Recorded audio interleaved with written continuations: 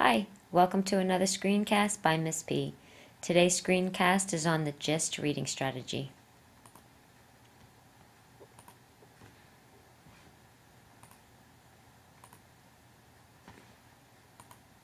What does GIST mean? Well, GIST is an acronym for generating interactions between schemata and text. In simpler terms, general ideas surrounding text. So that's the biggest thing these days is it's hard to remember what we just read because information is getting harder and longer. What is the strategy? GIST is a comprehension strategy that is used both during reading and after reading. It is one approach to summarizing a text. When using GIST, students create summaries that are 20 to 30 words or less for increasingly large amounts of text. How to use the strategy. There are different variations to the GIST reading strategy. Today we're going to be using the journalism style, which is to gather your who, what, where, when, why, and how details before you write your 20 to 30 word summary. When should you use it? Well, this type of GIST strategy works best with nonfiction and expository texts. What are expository texts? Well, those are things like textbooks, nonfiction trade books, newspaper and magazine articles, directions, essays, speeches, user manuals, and government documents, such as driver's license tests, booklets, and things like that. What are the steps? Step 1, go through your reading information and divide it into reasonable chunks. Chunking coincides with the natural way that the human mind functions while taking in new information and applying stored information to new situations. The mind can process only about 3 to 4 chunks of information at a time, so an overly long piece hence can make remembering information hard, and harder still while retrieving it. So chunk it up. Step 2. After reading each chunk of information, stop and write down your who, what, where, when, why, and how facts. Why are the 5 W's and 1 H important?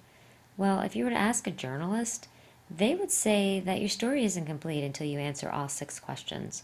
It's hard to argue this point since missing any of these questions leaves a hole in your story.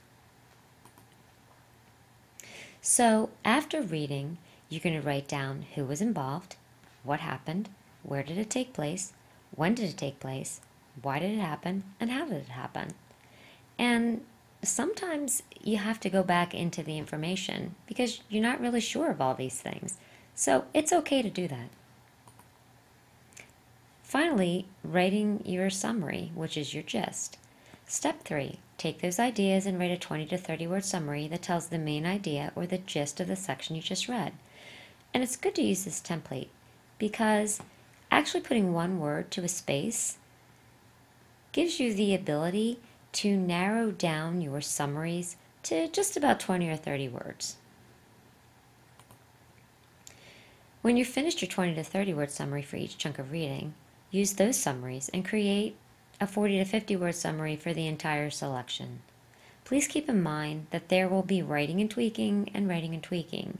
However, that's okay because it's teaching you to discard any non-essential information, like this guy right here. He's working really hard.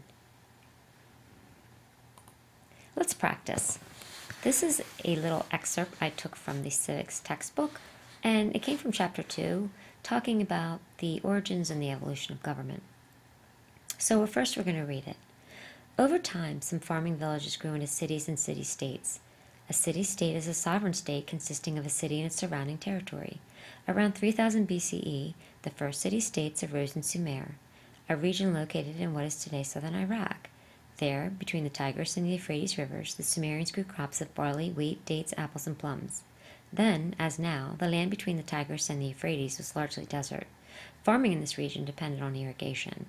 Governments arose to resolve issues pertaining to the fair and orderly distribution of water. They also provided protection by building walls around their cities and organizing armies to ward off invasions by nomadic tribes. A similar evolution occurred in ancient Egypt, India, and China. Now, that wasn't the most exciting passage in the world, and I don't know about you, but I probably wouldn't remember what I just read. So let's see how the GIST strategy comes in handy. This is the point you would stop and you would write down your who, what, where, when, why, and how. So this is what we came up with. Who? The Sumerians. What? Governments arose to resolve issues pertaining to fair and orderly distribution of water. Where? In Sumer. When? Around 3000 BCE. Why? Well, the region was dry, and there were two rivers, and farming and surviving in this region depended upon irrigation, and citizens were fighting over the water. And how did all this happen? Well, the government provided protection by building walls around their cities and organizing armies to ward off invasions from nomadic tribes. So now we've got our who, what, where, when, why, and how, and we're going to take that and we're going to break it down to a 20 to 30 word summary. This is what I came up with. Around 3000 BCE, Sumerians grew crops in present-day southern Iraq. Since the land was desert, citizens were fighting over water. Governments arose to solve issues relating to the fair distribution of water. Now, if you were to count this, it's probably about 29 to 30 words. And you may have come up with something a little bit different, but it said the same thing. Then basically you got the gist of what you just read. Why use gist? Why, by allowing summaries to be only 20 to 30 words, students are being trained to use the three major strategies essential for comprehension and retention of key ideas in any text, especially the harder they get. What are those key comprehension ideas? Students are forced to discard unnecessary and unimportant information so that they may focus on what is significant for them to understand and remember. Students select key ideas and they generalize in their own words, and students learn to write organized and concise summaries of their readings. That's the end of the presentation. I hope you got the gist, and I hope you start using this reading strategy. Good luck.